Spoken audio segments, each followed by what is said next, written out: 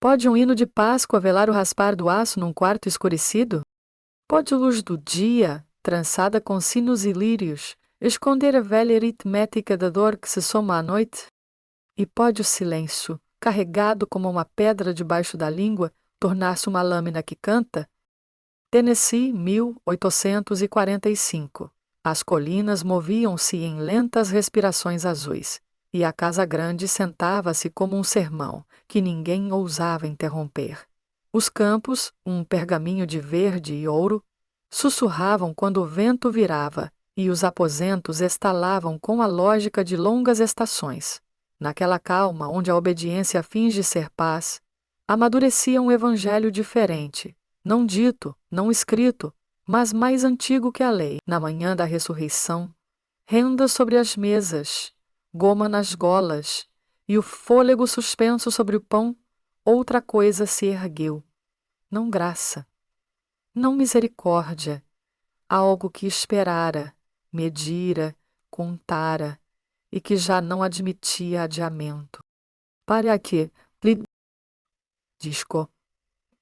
Se você quer acompanhar histórias reais que desafiam o tempo e revelam verdades ocultas, inscreva-se no canal agora e ative as notificações para não perder nenhuma de nossas investigações.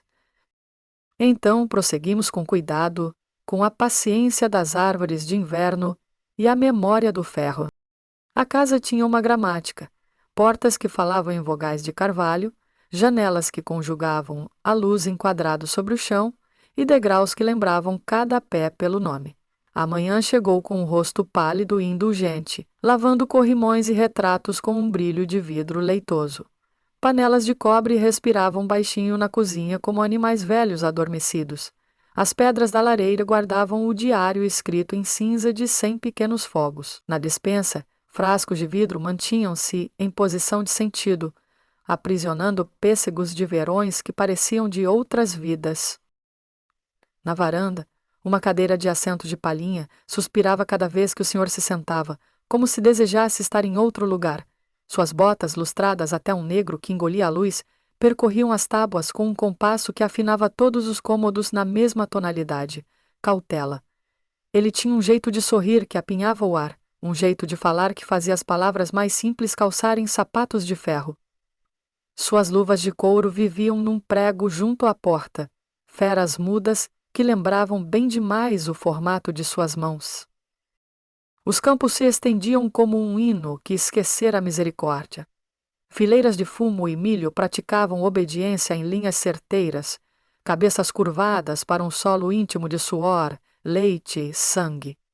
Os aposentos mantinham seu próprio clima, um resmungo que se agarrava às traves como o cheiro de madeira úmida, uma quieta indústria que costurava o tempo para que ele não se desfizesse. A aurora sacudiu-os de leve, uma colher contra o estanho, uma tampa erguida e posta de volta, e copos moveram-se pela hora azul com a humildade das sombras. Havia o sino da casa grande, polido, prateado, treinado para dizer agora, e havia o sino da casa de defumação, mais obtuso, prático, dizendo venham.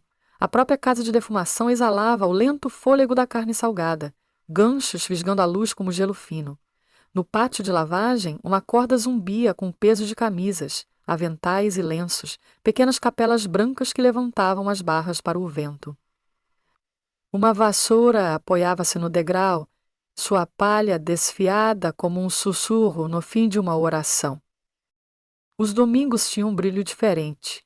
Camisas endureciam, aventais branqueavam, pisos eram persuadidos a refletir rostos. A esposa do senhor, uma tirania quieta envolta em renda, contava a prataria com a fidelidade de um relógio. A toalha caía em neve limpa, um roteiro de dobras e cantos que dizia que o mundo tinha ordem e sabia mantê-la. A Páscoa tornava tudo mais exato. Lírios anunciavam uma pureza em que ninguém acreditava. Ovos vestiam tintas mais vivas do que a verdade.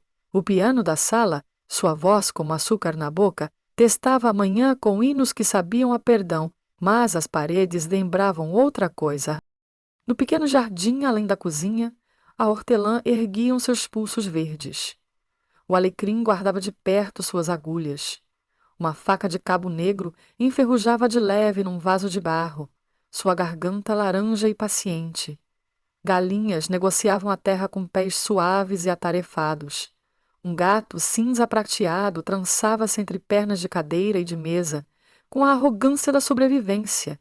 A bomba do poço gemia 1, 2, 3, e a água subia da pedra como o próprio passado, fria, clara, inegável. Nathan movia-se por essa gramática como um leitor cauteloso que aborda um texto perigoso. Não era alto nem baixo, mas exatamente do tamanho do trabalho que se lhe pedia. Músculos escreviam-se nos ombros sem alarde, mãos aprendiam a biografia das ferramentas. Bebia a manhã com o rosto simples de quem já viu o avesso de cada estação. Seu silêncio tinha arestas. Quando lhe falavam, devolvia o necessário, nada embrulhado, nada ornamentado. Na fumaça da cozinha, seus olhos guardavam seu próprio clima, um cinza que conhecia distâncias e o preço de cruzá-las.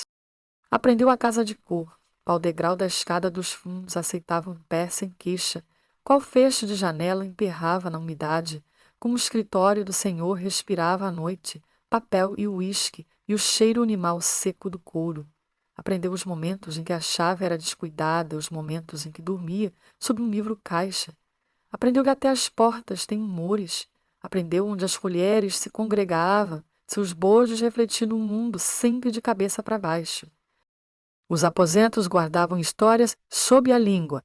Pequenos ajuntavam-se como pássaros em torno de joelhos velhos. Os velhos mantinham os olhos no umbral como se a memória pudesse entrar e sentar-se. Mulheres costuravam com uma paciência que sobrevivia ao fio.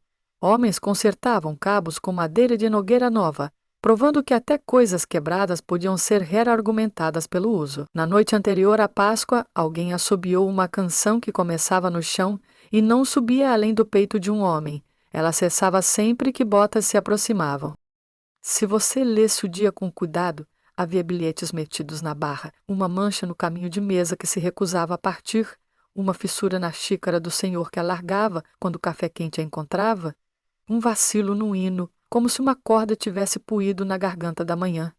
A casa, treinada em desviar o olhar, seguia desviando, mas as tábuas do assoalho sabiam, mas as escadas sabiam, mas a faca no vaso de barro sabia. O ar, ele mesmo aprendeu, o fôlego. Eu aprendi as distâncias caminhando-as. O pátio entre a casa de defumação e os degraus principais, 42 passos quando estou vazio, 45 quando cansado. O corredor da despensa ao escritório, 14 tábuas. A terceira a contar do fim com uma farpa que ensina qualquer homem a erguer o calcanhar. A escada dos fundos, 11 espelhos. O nono honesto só se o seu peso confessa devagar. Neste país dizem que um homem como eu deve lembrar apenas o que lhe mandam. Em vez disso, mantive um livro caixa como faz um banqueiro. Lançamentos em osso e fôlego. Prova em cicatriz e silêncio. Primeira entrada, o inverno em que minha irmã tossiu cordões de vermelho na noite, e a senhora disse: "Não há médico para gente assim." A geada se desfiara pela vidraça como renda. Encostei a palma no vidro e aprendi como o frio pode ser uma espécie de igreja. Nós a enterramos numa terra que criava gente como górgulhos, pequena e muita e facilmente esmagada. O hino que permitiram tinha palavras brancas demais para fazer sentido dela. Segunda entrada.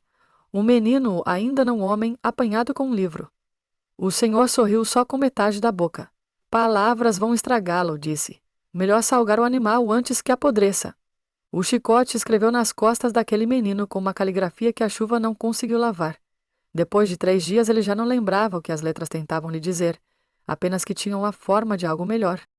Terceira entrada. O dia em que a luva do senhor encontrou meu rosto porque o café havia esfriado. Era julho. O ar fora fervido até se esquecer de como respirar. Ele disse meu nome como se nomeia um burro, curto, com uma corda na ponta. Eu provei ferro. Ordenei ao sangue que ficasse dentro. Ele não obedeceu. Na manhã seguinte, ele não lembrava. Eu lembrava. Havia entradas menores, moedas de dor. Um prato arrancado da minha mão com tanta força que a borda cortou meu polegar. Uma risada na sala quando o pastor gracejou sobre obediência. O modo como o feitor do campo segurava uma palavra por tanto tempo entre os dentes que quando finalmente a soltava, ela saía usando presas.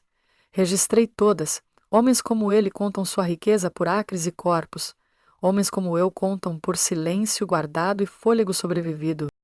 Nos aposentos, a velha que chamamos de tia Ruth olhou para mim por cima da linha. Não gaste sua vida no primeiro preço que te oferecem, disse. Deixe o mercado do tempo fazer o serviço. Eu entendi. Paciência não é maciez, é uma lâmina embrulhada em pano. É a fome aprendendo a sentar direita à mesa e esperar. À noite eu ouvia a casa. A tosse do senhor tinha um compasso, 3 curtas, uma longa como uma má oração. O chão sob seu escritório usava um oco onde a cadeira o castigava. Quando ele bebia, o copo e a mesa conversavam. Quando escrevia cartas, a pena encontrava um pequeno gaguejo no papel e o roía como um dente. Tracei tudo, uma cartografia do poder e da sua preguiça. A Páscoa se aproximou com um sorriso brilhante demais para a estrada que percorria. A senhora falava de anjos que rolaram pedras. Eu pensava nas pedras que nunca se movem, apenas aprendem o formato dos corpos sob elas. A cozinheira pressionou rolinhos doces nas formas, a canela discutindo com a manteiga que ela era a verdadeira língua do conforto. No galpão, a pedra de amolar esperava, oval como uma velha verdade. Alguém afiara a faca da cozinha no mês passado. Ela lembrava como escutar. Eu nunca tive fome de sangue. Tive fome de fechar o livro-caixa.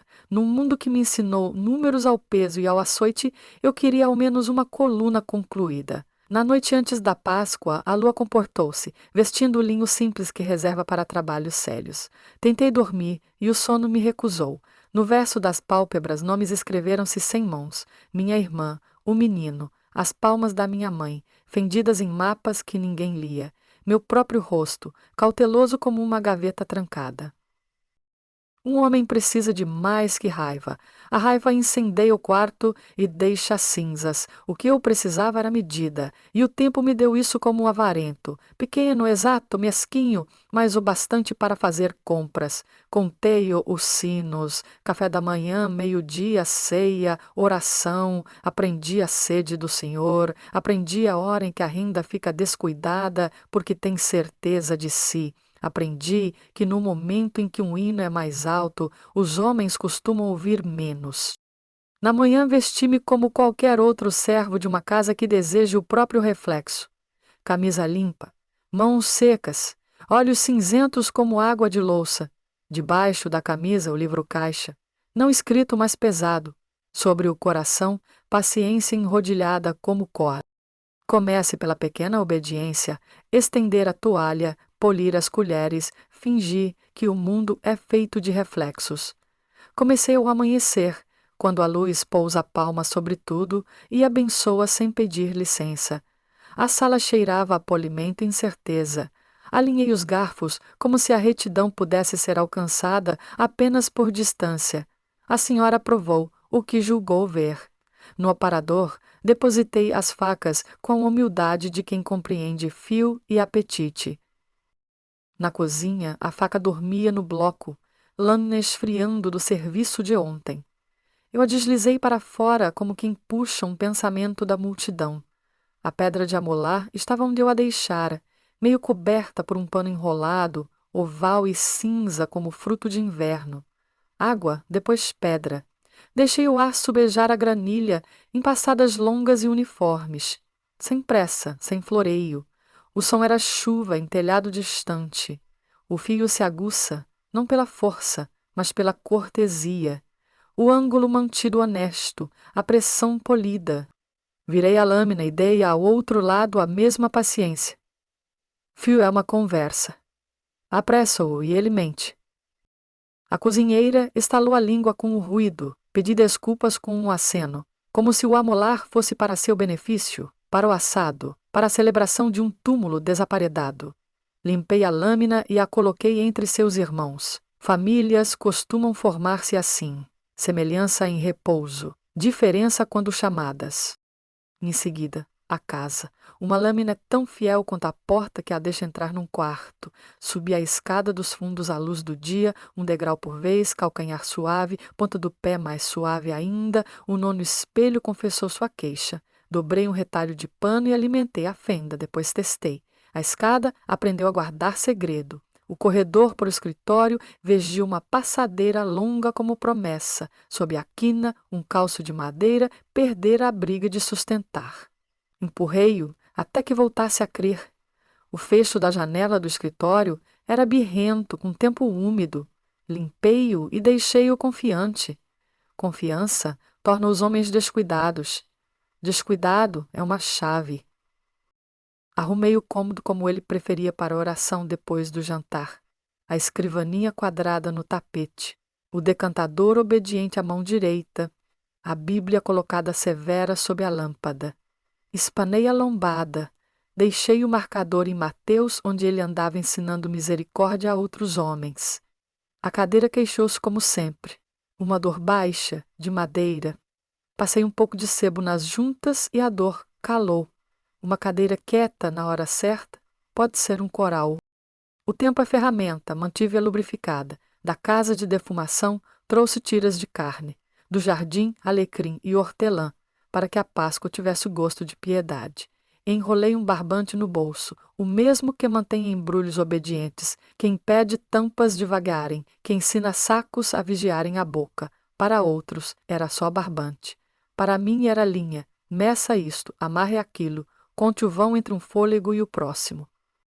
Visitei o poço e bombeei a água até correr limpa. A alavanca gemeu menos, contente por ser lembrada. Deixei o gato enroscar-se nos meus tornozelos, um ponto de interrogação macio e cinza. No ronronar havia uma lição. Até gargantas pequenas sabem cantar quando confiam em suas garras. Coloquei os guardanapos, lírios dobrados, truque preferido da senhora, e escondi uma fina lasca de banha entre a dobra, não para envenenar, para lubrificar uma dobradiça futura, a dobradiça de uma janela, a de uma porta, quando o silêncio seria a única língua restante. Caminhei o corredor entre cozinha e escritório até que ele esquecesse que eu estava ali. Nos aposentos, as mãos de tia Ruth faziam uma maré sobre o colo. Homens de livro-caixa vivem muito, disse como se apenas comentasse o tempo. Pedi uma bênção com os olhos e ela me deu uma com o silêncio. Uma mulher que sobreviveu a mais do que estações sabe quais palavras guardar. O sino da igreja testou-se ao meio-dia. Prata, depois bronze, depois ferro. O Senhor encontrou o dia numa casaca que se iludia quanto a sua alma. Gostava de ser admirado pelo próprio reflexo. Gostava de falar de ressurreição quando todos os seus dias eram organizados para impedi-la. Bateu no meu ombro diante dos convidados. Uma exibição de gentileza é a parte mais barata da crueldade. Dentro do meu bolso, a barbante aqueceu-se à minha mão. Ensaiei o caminho. Despensa, corredor, escritório, faca, pano, fecho, fôlego em 4 tempos. Encher, segurar, gastar, deixar um pouco. O corpo precisa aprender suas deixas até recusar o esquecimento. Estudei as fechaduras, não para forçá-las, mas para entender seu orgulho. Orgulho torna o metal lento. Metal lento faz homens moles. O jantar se prometeu em voz alta. O piano se gabou, as velas tentaram ofuscar-se umas às outras, a mesa vestiu o linho como autoridade. O riso correu da sala de visitas a de jantar e voltou. O apetite do senhor chegou antes dele. O cômodo inclinou-se para lhe abrir espaço. Servi como serve um homem quando o cômodo toma por mobília. Pratos viajaram, facas negociaram. O assado concedeu derrota. No raspar dos garfos, ouvi o futuro deslizar para o presente com pés cuidadosos. O plano não era um truque. Não confio em truques. O plano era uma estrada que pisei paralelepípedo por paralelepípedo. Lâmina afiada, escada silenciosa, fecho obediente, um cômodo feito para esquecer que tinha porta. Esperei pela hora entre o hino e o uísque. A costura da tarde, em que um homem escolhe em qual Deus acreditar.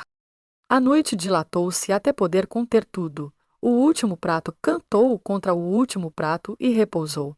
A senhora levou seu céu de rendas para a cama, os convidados subiram a escada como mariposas pálidas buscando uma chama mais fria. A casa aprendeu uma respiração mais macia, recolhia os copos nas mãos, cristal tilintando numa pequena estrelada doméstica. O senhor recolheu seu escritório com sua Bíblia e sua sede. Deixei a porta fechar-se atrás de mim na despensa e fiquei na gramática dos frascos e das sombras. Um relógio distante lembrou-se de contar. Desenrolei o pano que esperava desde manhã, a fina linha de banha sussurrou na dobradiça da janelinha dos fundos e o fecho agradeceu esquecendo-se de falar. A faca veio à minha mão sem teatro. O aço não tem consciência, apenas mantém as promessas que você lima nele. Atravessei o corredor como o orvalho atravessa a grama, presente, mas sem disposição para anunciar-se. A passadeira segurou meus passos como segredo. À porta do escritório escutei. Papel, vidro, fôlego. Ele virou uma página. Virou as palavras de outro homem em facas que cortavam apenas para fora. A cadeira exalou o peso dele. Abriu o fecho uma paciência de cada vez até que virasse a ideia de um fecho, nada mais. Ele ergueu os olhos como se faz quando o vento muda. Viu um homem que possuía, carregando nada além de obediência. Obediência, aprendi, é indistinguível do trovão até que caia. O que você quer, Nathan? Disse, meu nome usando sua cordinha. Deixar a mesa em ordem para amanhã? Respondi, que também era verdade. Entrei. A porta, agora polida, encontrou o batente com a gentileza de uma mão, se fechando sobre o pão. Ele baixou os olhos à página de novo. Gostava de ser observado por palavras enquanto bebia. Cruzei o tapete, 12 flores na borda, cada uma com 7 pétalas, cada pétala apontando para o centro. À escrivaninha, o decantador julgava a lâmpada guardava a língua. O aço mede distância melhor que réguas. Minha mão não tremeu. Tremer é para quem acaba de conhecer sua decisão. A minha e eu éramos velhos amigos. O fio encontrou a breve escada entre o fôlego e a fala. O tempo estreitou-se à largura de uma veia desenhada à tinta. Na Bíblia, o canto do galo esperava uma página adiante. No quarto, o silêncio pressionou sua própria garganta, emplumada contra o vidro.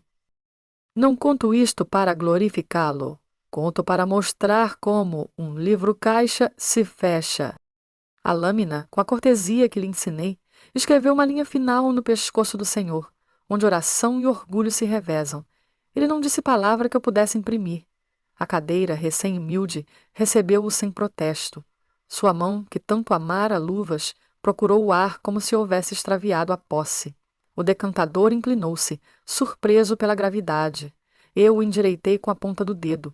A chama da lâmpada firmou-se, como se desejasse não se envolver. O som é testemunha ciumenta, acumula as coisas miúdas, o bater macio do sangue contra a parte inferior da escrivaninha, uma chuva que só um cômodo entende, o sussurro do punho da camisa escorregando pelo osso. Um suspiro que poderia ter sido o meu, exceto que eu não tinha nenhum a gastar. A casa manteve-se imóvel, como um campo quando um gavião toma uma decisão. Fiquei em pé com a exatidão de quem conta, um fôlego 2. A lâmina, agora reverente, aceitou o pano e perdeu o vermelho. Coloquei-a onde as facas dormem. Sobre a Bíblia, a misericórdia continuou a discutir. Deixei, abri a janela 3 dedos para que o cômodo aprendesse uma história mais limpa sobre si. A noite entrou no escritório e farejou as páginas como um animal curioso. Quando ele deslizou da cadeira ao chão, o tapete descobriu que tipo de testemunha era. Há uma cor que se recusa a ser esquecida. Os lírios da sala de jantar aprenderiam pela manhã. Limpei o pomo da porta do escritório com cuidado que nem o amor recebe. Voltei ao corredor, onde a passadeira perdoava cada pé. A escada dos fundos me acolheu. 9º espelho fiel, o resto tão modesto quanto a madeira pode ser. Na despensa os frascos guardaram seu conselho. Lavei as mãos numa bacia cuja água nunca fazia perguntas. O sabão falou brevemente de gordura e soda cáustica e se recolheu. Dobrei o pano, devolvi-o ao lugar de dormir. Respirei. Deixei o livro-caixa virar a última página e fechar-se sozinho. Lá fora, a noite tinha a simplicidade da tinta. A manhã veio com a voz exagerada dos domingos. Sinos se acharam importantes de novo. A senhora arrumou lírios até que acreditassem nela. Convidados desceram a escada com bocas que cheiravam a perdão e sonhos. A cozinheira arrancou do açúcar a doçura com a autoridade de quem sabe o que ele pode cobrir e o que não pode. Quando o senhor falhou em apresentar-se à admiração, a casa tentou com postura. Mandaram um menino bater à porta do escritório. Ele voltou carregando um silêncio pesado demais para seus braços. A senhora ficou branca como o papel, pensando em incêndio. 2 homens entraram no cômodo e encontraram a nova aritmética. O boato andou mais rápido do que as pernas de qualquer homem. Ao meio-dia, os pátios das fazendas vizinhas tinham adquirido a notícia como a grama adquire orvalho. Alguns disseram que foram ladrões. Alguns disseram que foi o senhor, impaciente com a hipocrisia. Um vizinho mais velho disse que um homem viera cobrar a dívida de um negócio feito há muito. Ninguém disse claramente o que os ossos de todos entendiam. Esta casa fora pesada e medida. O xerife vestiu o dia como roupa emprestada, segurou o chapéu nas mãos e deixou a aba confessar seu nervosismo. Perguntas foram feitas na cozinha, na varanda, nos degraus onde coisas doces esfriam.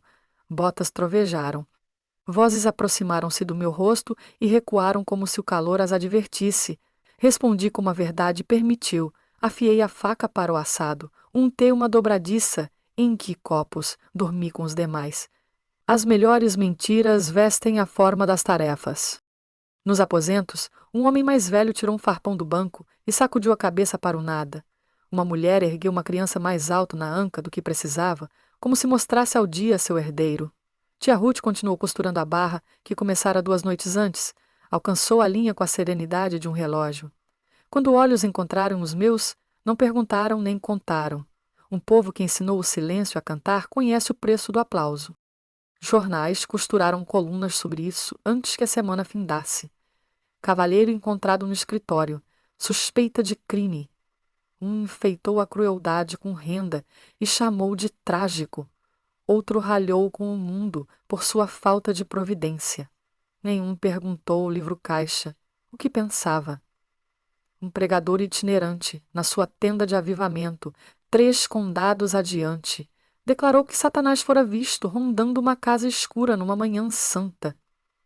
Vigiai, disse, e contou a coleta 2 vezes. Homens de autoridade examinaram fechaduras que cumpriram seu dever, janelas que observaram o decoro, pisos que guardaram segredos mais velhos que o condado. Explicaram uns aos outros que nenhum homem comum poderia ter entrado sem deixar a assinatura. Não leram a assinatura que pisavam a cada pergunta, o oval gasto no chão junto à escrivaninha, a cadeira que se recusava a queixar-se, o pavio da lâmpada, aparado para a firmeza. Uma casa diz a verdade se você a ouve na sua língua. Esses homens entendiam apenas a própria. O Senhor foi para a terra com palavras entupidas ao redor, versos e garantias, promessas de um céu que perdoa certos pecados mais depressa que outros. Os casacos pretos ficaram como árvores que esqueceram as folhas. Observei de uma distância onde a grama lembra tudo. A boca brilhante da pá tomou e tomou. A pedra que seria posta depois já escolhera as suas sentenças. Nomes são as últimas correntes, e o granito ama uma corrente. A vida voltou como sempre finge. A senhora contou prataria à luz da tarde, dedos que aprenderam o luto apenas como nova aritmética. Os convidados foram embora levando as teorias como cães levam ossos. O xerife voltou mais uma vez, depois não mais. O gato retomou a altiva educação dos pardais. Uma porta em algum lugar voltou ao hábito de reclamar porque tirei o pano que lhe ensinara maneiras.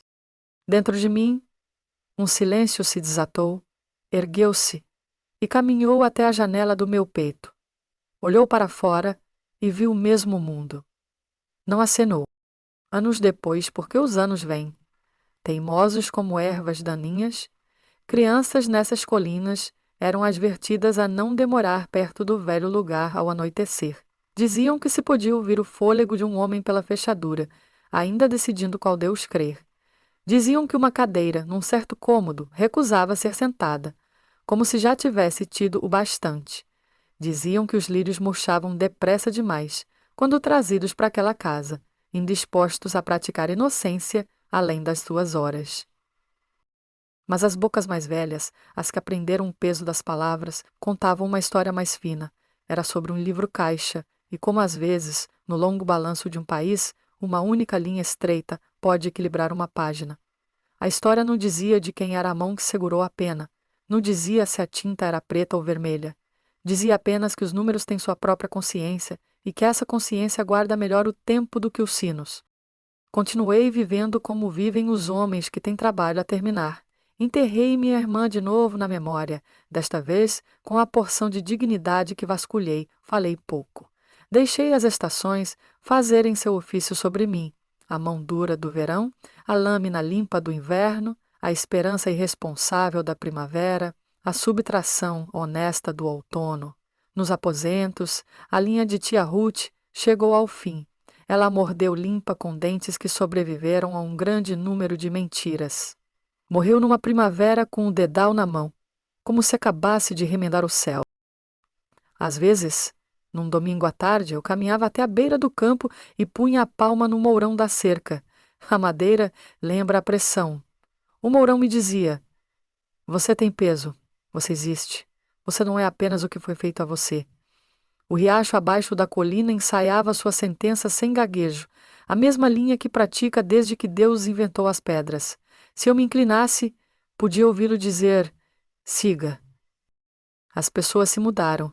A terra trocou de casaco. Tinta nova tentou esconder sentenças antigas. Plantaram onde o escritório costumava olhar de cima. Estenderam roupa onde a despensa antes contava frascos contra a fome. Uma criança encontrou um oval liso de pedra de amolar enterrado na terra revolvida. Ergueu-o ao sol e enfiou no bolso como se fosse a lua.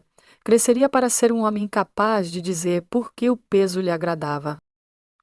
Do senhor restou uma pedra que tomava mal o tempo. O musgo escreveu seu alfabeto macio sobre o nome. O inverno ensinou humildade às letras. O verão pediu que cantassem e elas recusaram. Um pardal democrático no desdém pousava às vezes ali e pregava um evangelho mais exato do que o pastor jamais pregou. Quanto ao cômodo, alguns dizem que à noite, se você abrir certa janela exatamente 3 dedos, o ar melhora seus modos. Dizem que ali uma lâmpada não fuma, embora em outros lugares fume. Dizem que um homem limpando aquela escrivaninha encontrou certa vez uma linha fina de escuro que nenhum polidor convenceu. Talvez as casas guardem uma espécie de comunhão, passando pão de memória do chão à escada ao fecho até os pregos saibam. A história viaja. Em algumas línguas cria dentes e rosna. Em outras, usa fita preta e faz reverência. Num condado, fazem do assassino um fantasma. No outro, o chamam boato. E nenhum dizem seu nome como se o conhecesse. É como deve ser. Um livro-caixa não assina para a multidão. Fecha-se de costas para a janela, ouvindo a página que segue. Quando o sino toca nas Páscoas agora, não cubro os ouvidos. Escuto para saber se o metal aprendeu algo. Às vezes o timbre é mais fino do que deveria, como se lhe tivessem tirado luz. Às vezes é rico e redondo, como se o perdão afinal tivesse peso. Deixo o som atravessar-me e fazer seu trabalho nas colinas. O gato que substituiu o velho cinzento não me conhece. Isso também é misericórdia. À noite, quando a casa dentro do meu peito silenciar, estendo a mão para o livro-caixa de que já não preciso e não o encontro. No lugar dele, um fio pequeno, simples. É o bastante para costurar um botão de volta num bom casaco. É o bastante para fechar uma ferida que decidiu cicatrizar no seu próprio tempo. Eu o mantenho pronto. Se você precisa de um fim, fique com este. Um cômodo que respira de leve, uma escada que guarda seu conselho, uma lâmina adormecida na gaveta, uma pedra num campo lembrando o calor de uma mão. Em algum lugar, uma janela permanece aberta, exatamente 3 dedos. A noite entra e lê o ar como um livro. Páginas viram sem mãos, e sob a vasta gramática do escuro repousa um livro-caixa inacabado, mas já sem dívida.